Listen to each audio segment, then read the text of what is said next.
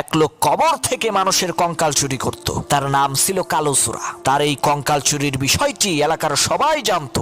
একদিন এক পুলিশের বাবা মারা গেল। তার কিছুদিন পর পুলিশ তার বাবার কবর জিয়ারত করতে যেয়ে দেখে কবরের মধ্যে লাশ নেই। তার তো আর বুঝতে বাকি রইল না এই সাংঘাতিক কাজটা কে করেছে। পুলিশ সেই কালোচোরাকে ধরার জন্য বের হলো। অনেক খোঁজাখুঁজি করেও পুলিশ কালোচোরাকে পেল না।